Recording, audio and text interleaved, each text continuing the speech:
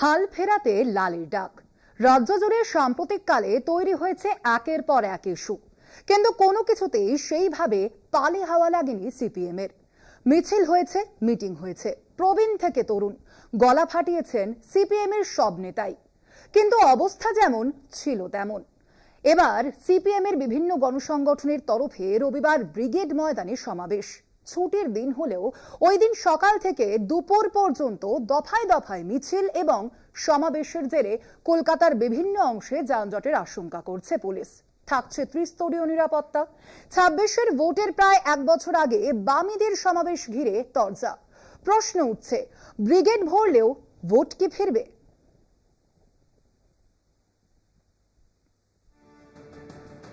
রাজ্য রাজনীতিতে মেরুকরণের প্রবণতা বজায় রাখার চেষ্টা জারি। শিক্ষা, স্বাস্থ্য সহ নানা দুর্নীতির প্রশ্ন মাঝে মাঝেই চাপা পড়ে যাচ্ছে মেরুকরণের ধাক্কায়। এমতাবস্থায় কৃষক, শ্রমিক সহ প্রান্তিক অংশের মানুষের রুটি রুজির প্রশ্নে জোর দেওয়ার ডাক দিয়ে ব্রিগেড সমাবেশে যাচ্ছে সিপিএম। এবারের ব্রিগেডের উদ্যোক্তা সিপিএম এর শ্রেণীভিত্তিক সংগঠন কৃষক, ক্ষেতমজুর এবং শ্রমিক ফ্রন্ট। 26,000 শিক্ষকের চাকরি বাতিল থেকে ওয়াকফ আইনের প্রতিবাদ।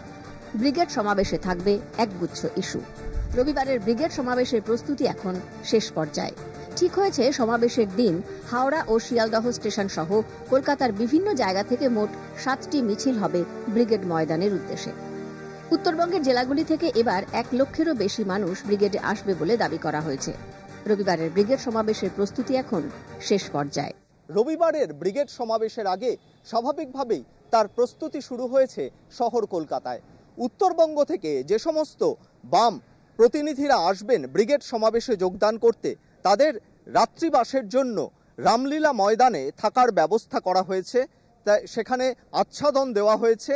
আর এই রামলীলা ময়দান থেকেই রবিবার সকালে ব্রিগেড ময়দানের উদ্দেশ্যে রওনা দেবেন বাম, শ্রমিক, কৃষক, ক্ষেতমজুর এবং বস্তি সংগঠন, তার পাশাপাশি ছাত্র ও যুব সংগঠনের প্রতিনিধিরা। ছোট বড় মিছিলের জেরে বিক্ষিপ্তভাবে শহরের বিভিন্ন অংশে বন্ধ হয়ে যেতে পারে যান চলাচল। ব্রিগেড ঘিরে ত্রিস্তরীয় নিরাপত্তা, প্রায় 2,500 ফোর্স মোতায়েন থাকবে। শহরের বিভিন্ন জায়গা থেকে ছোট বড় মিলিয়ে 7টি মিছিল বেরোবে ব্রিগেডের উদ্দেশ্যে। মিছিল আসবে Howrah station, Sealdah station, park circus, park street, Jatin Das, Jadavpur, Birla planetarium থেকে।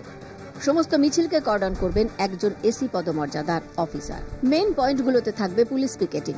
প্রায় 12টি অ্যাসিস্ট্যান্স বুথ ও অ্যাম্বুলেন্স রাখা হবে।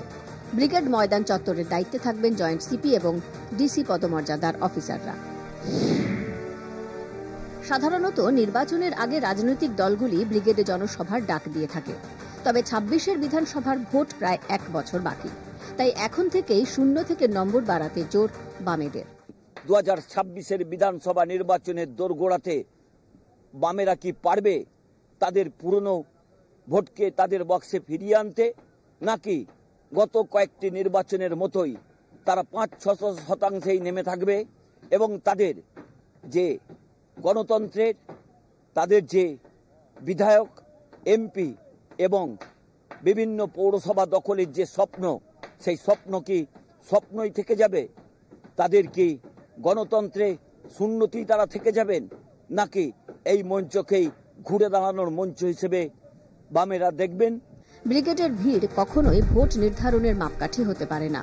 তবে ব্রিগেডের জনসমাগম অরাজনৈতিক লোকজনের মধ্যে কিছুটা হলেও প্রভাব ফেলে। তাই প্রতিটি রাজনৈতিক দল ব্রিগেডের জনসভা সফল করার জন্য ঝাঁপিয়ে পড়ে। একসময় বামেরা যাঁদের ভোটে জিতত, সেই কৃষক, ক্ষেতমজুর, গরিব, খেটে খাওয়া মানুষই মমতা বন্দ্যোপাধ্যায়ের ভোট ব্যাংক হয়ে গিয়েছে। সেখানে আঘাত হানাই রবিবারের ব্রিগেডের লক্ষ্য। শ্রমিক, কৃষক, ক্ষেতমজুর এবং বস্তি উন্নয়ন সংগঠনের সঙ্গে যুক্ত বাম নেতারাই এবারের ব্রিগেডের বক্তা। দেবজ্যোতি ঘোষ, সত্যসুন্দর ভট্টাচার্য ও রিয়া মাঝির রিপোর্ট, কলকাতা টিভি।